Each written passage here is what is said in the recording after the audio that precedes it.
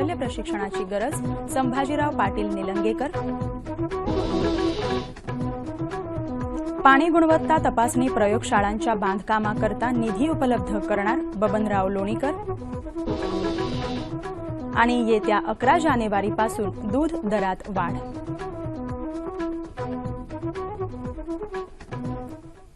नमस्कार. आजच्या कृषी वार्तात मी मिनल माळी आपलं स्वागत करते. आता पाहूया कृषी विषयक सविस्तर वृत्त. कष्टाने शेती कशी करायची हे शेतकऱ्यांना सांगण्याची गरज नाही, तर कृषी क्षेत्रात समृद्धी आणण्याकरता शेतीतली नवी तंत्र आणि कौशल्य प्रशिक्षण सुविधा शेतकऱ्यांना उपलब्ध करून देण्याची गरज आहे, असं मत राज्याचे कामगार आणि कौशल्य विकास मंत्री संभाजी पाटील निलंगेकर यांनी व्यक्त केलं. ते पुण्यात आयोजित एका कृषीज्ञान परिषदेत बोलत होते. शेतकरी कोणत्या मातीतून कोणतं पीक येईल ते सांगतात, ढगांकडे पाहून हवामानाचा अंदाज बांधतात. या पारंपरिक कौशल्यांना आधुनिकतेची जोड दिली तर शेतकऱ्यांची प्रगती वेगानं होईल, असंही ते पुढे म्हणाले. राज्यातल्या 23 जिल्ह्यांमध्ये पाणी गुणवत्ता तपासणी प्रयोगशाळांच्या बांधकामांना मंजुरी देण्यात आली असून पहिल्या टप्प्यात या कामाकरता 7,22,00,000 रुपयांचा निधी उपलब्ध केला असल्याची माहिती पाणीपुरवठा आणि स्वच्छता मंत्री बबनराव लोणीकर यांनी नुकतीच दिली. ग्रामीण भागातल्या जलस्रोतांची रासायनिक आणि जैविक तपासणी करण्याकरता सुसज्ज प्रयोगशाळांची गरज असते. राज्यातल्या सातारा, सांगली, जालना, बीड, यवतमाळ अशा एकूण 23 जिल्ह्यात पाणी गुणवत्ता तपासणी प्रयोगशाळांकरता अंदाजपत्रकात मान्यता दिल्याचं लोणीकर यांनी म्हटलं आहे. राज्यात येत्या 11 जानेवारीपासून गाई म्हशींच्या दूध दरात 2 रुपयांची वाढ करण्याचा निर्णय सहकारी आणि खासगी दूध व्यावसायिकांच्या सभेत काल घेण्यात आला. सध्या असलेली दुधाची कमतरता, पशुखाद्य, वीज, डिझेल आदींच्या दरात झालेली वाढ, दुधाव्यतिरिक्त अन्य शेतमालामध्ये शेतकऱ्यांचं होणारं नुकसान या पार्श्वभूमीवर दरवाढीचा हा निर्णय घेण्यात आल्याची माहिती महाराष्ट्र राज्य सहकारी दूध संघ कृती समितीच्या प्रसिद्धीपत्रकात देण्यात आली आहे. गायीच्या दुधाच्या खरेदी दरातही 3 रुपये प्रति लिटर वाढ करण्याचा निर्णय आजच्या बैठकीत घेण्यात आला असून दूध उत्पादक शेतकऱ्याला त्याचा लाभ मिळणार आहे. खरेदी दरात 3 रुपये वाढ करण्यात आली असली तरी प्रत्यक्ष ग्राहकावर 2 रुपयांचा बोजा पडणार असून उर्वरित 1 रुपयाचा बोजा दूध संघ आणि वितरक सहन करणार असल्याची माहिती पत्रकात दिली आहे. परिणामी येत्या 11 तारखेपासून गायीच्या दुधाचा कमाल किरकोळ दर 42 रुपये तर म्हशीच्या दुधाचा कमाल विक्री दर 54 रुपये प्रति लिटर होणार आहे. राज्यात अनेक प्रयोगशील शेतकरी आहेत. त्यांना योग्य मार्गदर्शन मिळालं तर जिद्द आणि मेहनतीच्या जोरावर ते स्वतःसोबत देशाचा उत्कर्षही साधू शकतात. याचाच प्रत्यय आता धुळे जिल्ह्यात येत आहे. गटशेतीच्या माध्यमातून धुळ्याची भेंडी थेट युरोपात पोहोचली आहे. ही भेंडी आता थेट युरोपला जाऊन पोहोचली आहे. पारंपरिक शेतीला तिलांजली देत गटशेतीच्या माध्यमातून धुळे तालुक्यातल्या पुरमेपाडा इथल्या शेतकऱ्यांनी आपल्या जिद्दीच्या जोरावर ही निर्यातक्षम भेंडी पिकवली आहे. की जे भेंडीचं फळ आहे त्याची लांबी किती असावी याची त्यांना खात्री झाली आणि आता आमच्या शेतकऱ्यांची इतकी प्रॅक्टिस झाली की कॅरेट खाली होत ग्रेडमध्ये ग्रेडिंग करून त्याचं पॅकिंग देखील त्या स्तरावर होतं. इथल्या शेतकऱ्यांचं एकत्रीकरण आणि त्यांच्या समूहाची ऑनलाईन नोंदणी करण्यापासून ते निर्यातक संस्था मिळवून देण्यापर्यंत कृषी विभाग शेतकऱ्यांना मदत करत आहे. तसंच निर्यात वाढून देशाच्या सकल उत्पन्नात वाढ व्हावी या उद्देशाने शेतकऱ्यांना मार्गदर्शनही केले जात आहे.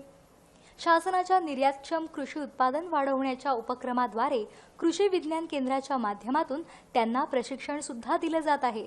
या वर्षी जवळजवळ 30-32 शेतकरी एकत्र येऊन आम्ही जे भेंडी एकत्रित पीक व्यवस्थापन केलं त्याच्यात आम्हाला खूप परवडली भेंडी.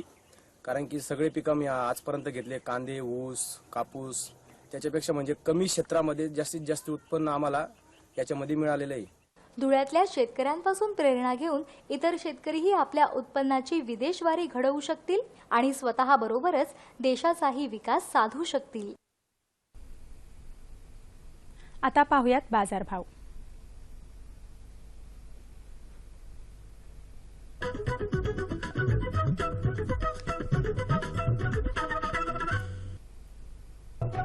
जाणून घेऊया कामती आणि नागपूर कृषी उत्पन्न बाजार समितीकडून प्राप्त झालेले शेतमालाचे बाजारभाव. हे भाव शेतीमालाच्या उत्पादकांसाठी आहेत. निराळा उल्लेख नसल्यास हे भाव प्रति क्विंटल आहेत. गहू कमाल दर 1815 रुपये प्रति क्विंटल, किमान दर 1730 रुपये प्रति क्विंटल, सोयाबीन 2772, 2500, तांदूळ 1964, 1700, बटाटा 1500, टोमॅटो 600, 200, वांगी 1500, डाळिंब 5500, 1000, संत्री 3100, 1200 आणि द्राक्ष कमाल दर 5500 रुपये प्रति क्विंटल, किमान दर 4000 रुपये प्रति क्विंटल। बाजारभावाविषयक अधिक माहितीसाठी www.agmarknet.nic.in या संकेतस्थळाला भेट द्या। आता पाहूया हवामान वृत्त।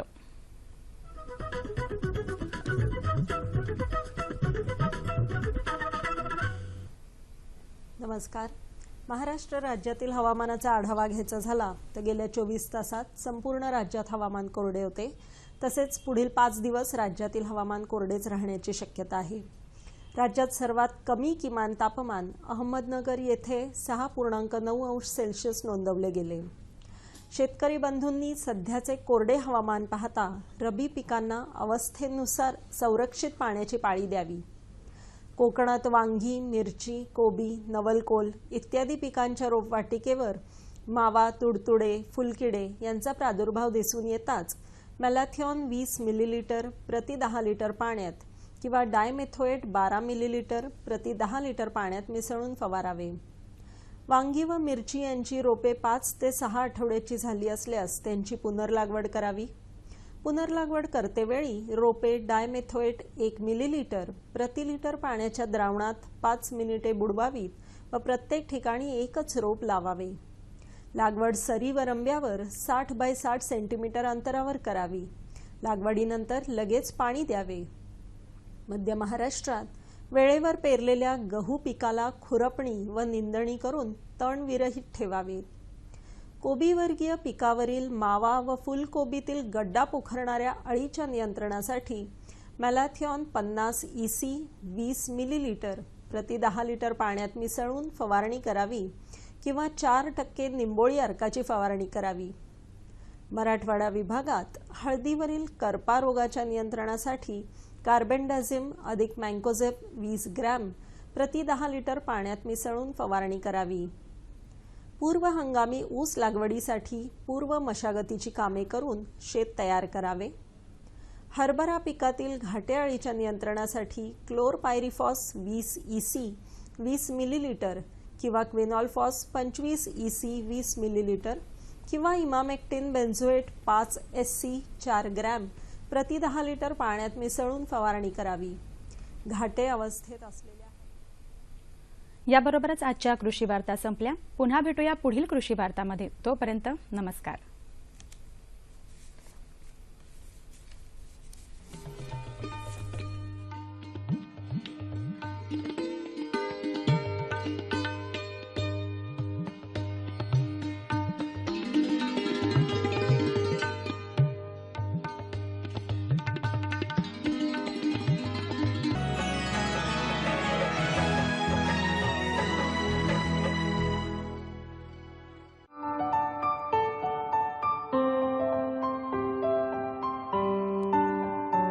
नमस्कार मंडळी, कृषी दर्शन कार्यक्रमात आपलं स्वागत।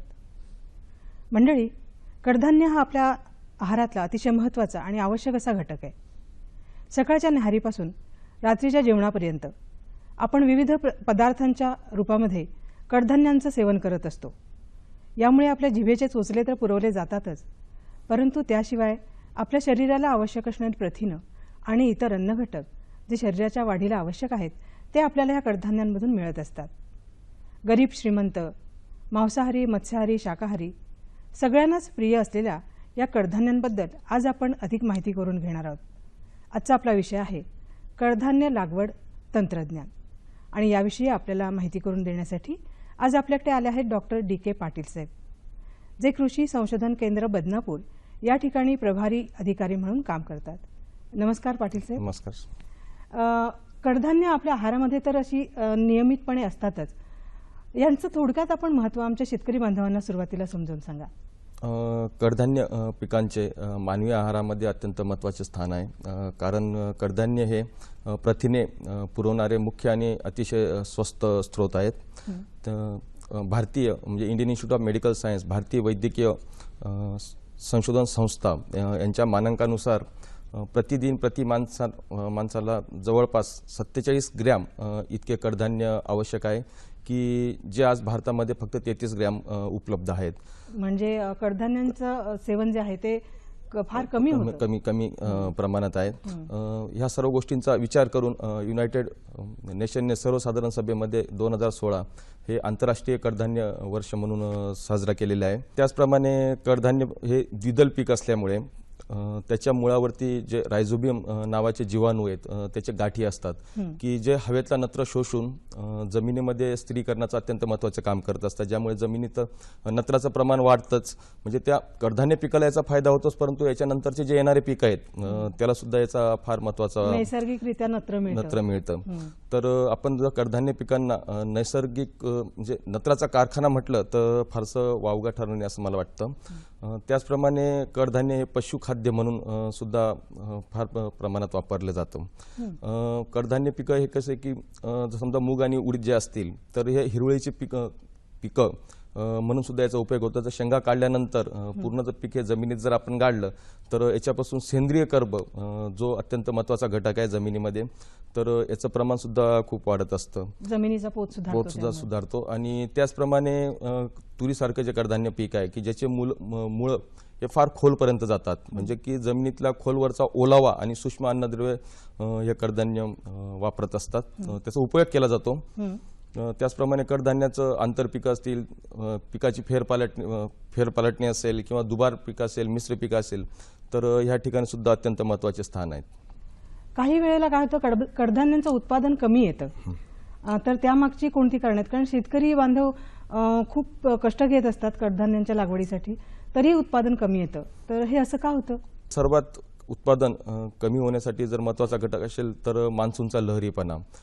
जर आपण बघितलं तर जूनमध्ये मान्सून लवकर येत नाहीये, त्यामुळे की मूग आणि उडीद ह्या पिकांचं उत्पादनामध्ये फार मोठ्या प्रमाणात घट होते. कारण आपण 7 जुलै नंतर मूग आणि उडीद हे जर पेरलं तर याच्या उत्पादनामध्ये फार मोठ्या प्रमाणात घट येते. त्याचप्रमाणे तुरीसारखं जे पीक आहे की जे जास्त कालावधी घेतं, तर सप्टेंबरमध्ये जर बिनभरोशाचा पाऊस आहे, जो शेवटचा पाऊस पडतो, तो जर पाऊस जर पडला नाही तर तुरीमध्ये उत्पन्न हे अतिशय कमी होतं, की जे उशिरा येणारे कालावधीचे वाण असतील तर याच्यामध्ये उत्पन्न अतिशय कमी होतं.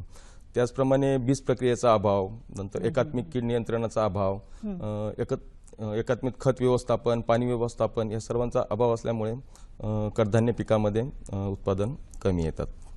पाटील साहेब, आत्ताच आपण म्हटलं की बीज प्रक्रियेबद्दलचा उल्लेख केलात, तरी बीज प्रक्रिया आहे कडधान्यामध्ये सगळ्याच कडधान्यांना करणं आवश्यक आहे का? आणि ही कशी करावी? आमच्या शेतकरी बांधवांना ते जरा स्पष्ट करून सांगा.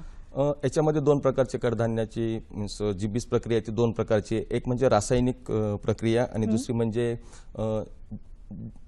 रायझोबियम किंवा जैविक बीज प्रक्रिया, जीवाणू संवर्धनाची.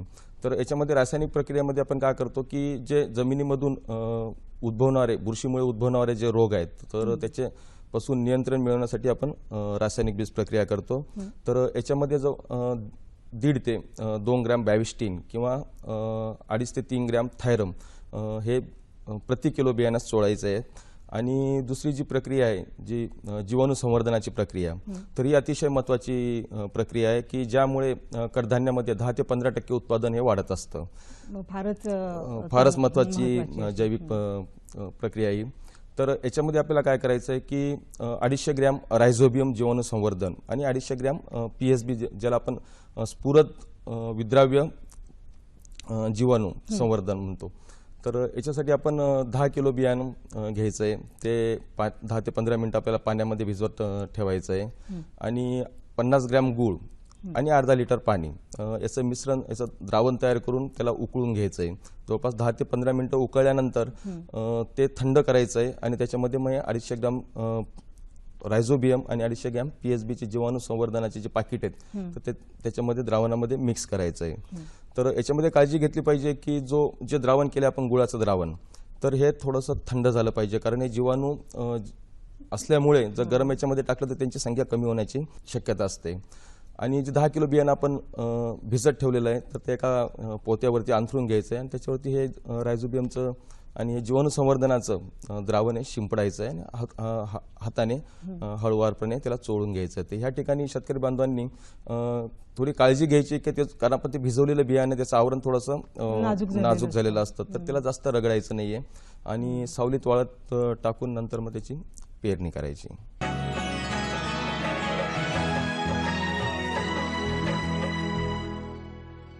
आत्ता आपण विचार केला तर आता तुरीचा हंगाम चालू आहे, तर शेतकरी बांधवांनी तुरीसाठी कसे बियाणं कोणतं वाण कोणतं वापरायचं आणि कशी लागवड करायची? तुरीचं सर्वात महत्त्वाची गोष्ट म्हणजे की तुरीची पेरणी.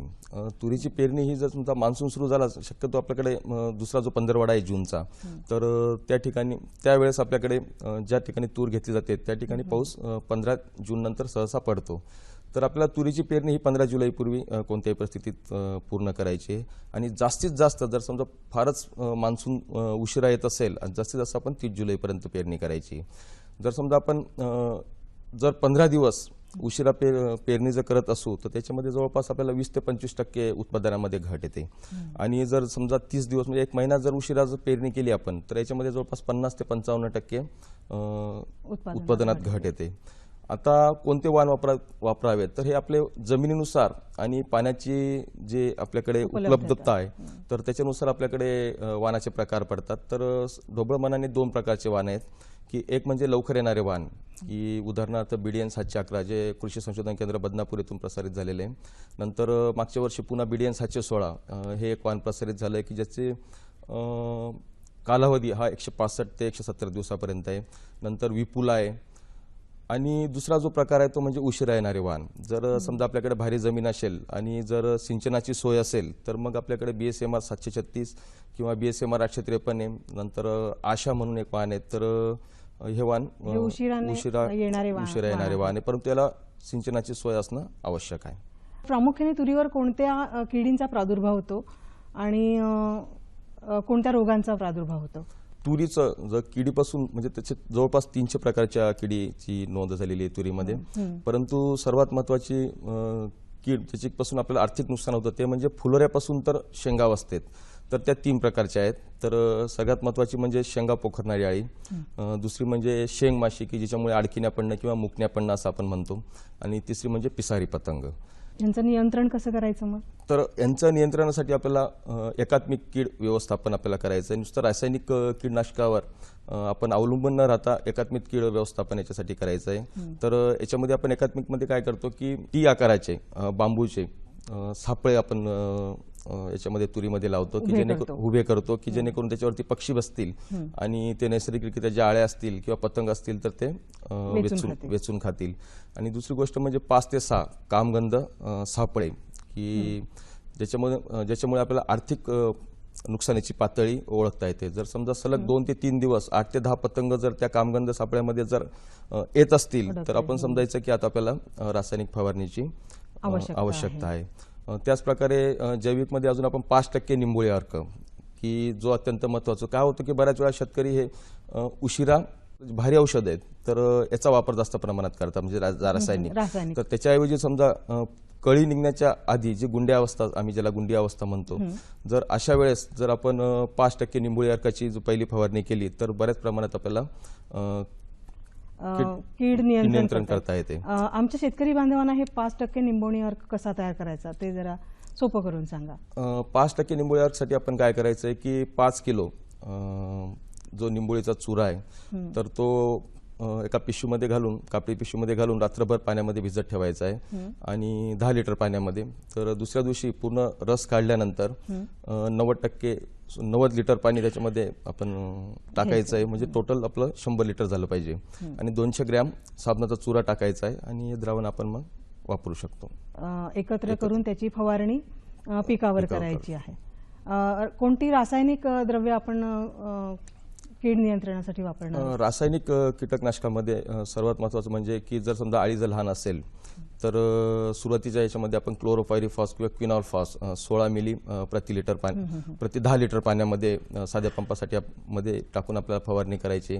परंतु समजा जर ढगाळ वातावरण असेल आणि जर अळी जर मोठी असेल तर मग जे थोडे महागडे औषध आहे परंतु ते मारणं गरजेचं आहे. परिणामकारक आहे, फवारणी करू शकतो. इमामेक्टिन बेन्झोएट आहे की जे 4 ग्रॅम प्रति 10 लिटर पाण्यामध्ये आपण फवारणी करू शकतो, किंवा फ्लिमेंडिमाइड जे 5 ग्रॅम प्रति 10 लिटर पाण्यामध्ये आपण फवारणी करायची.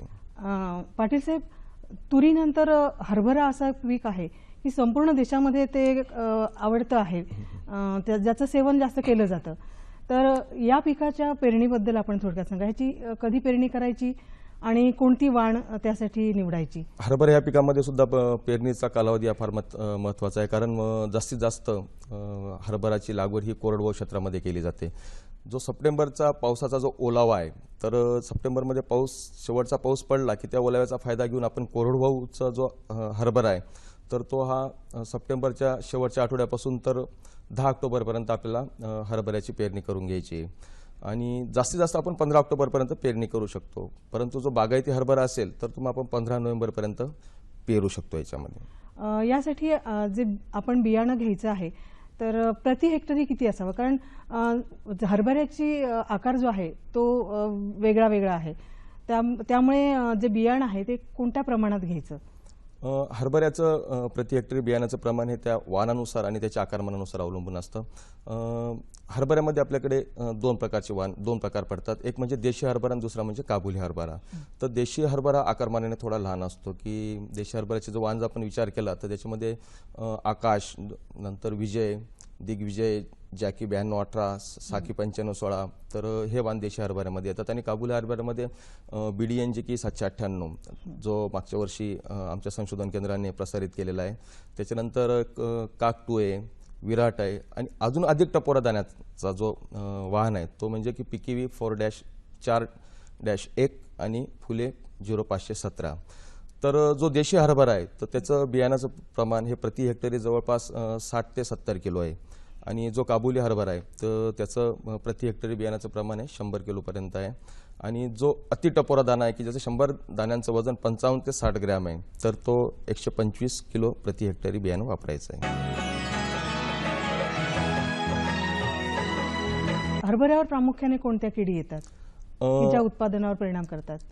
हरभऱ्यावर प्रामुख्याने सर्वात महत्त्वाची म्हणजे घाटी अळी, की जिला आपण तुरीमध्ये शेंगा पोखरणारी अळी म्हणतो, त्यालाच आपण इकडे घाटी अळी म्हणतो, कारण ती घाट्याला नुकसान करते म्हणून.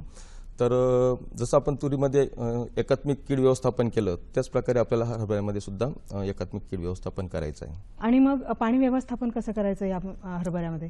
हरभऱ्यामध्ये सुद्धा आपल्याला कसं आहे की जर समजा हलकी ते मध्यम जमीन असेल तर आपल्याला बागायती याच्यामध्ये आपल्याला जवळपास 3 पाणी द्यायचे आहेत. तर सुरुवातीला एक पाणी द्यायचं आपल्याला 20 ते 25 दिवसांनी, म्हणजे लागवडीपासून 20 ते 25 दिवसांनी पहिलं पाणी द्यायचं आहे.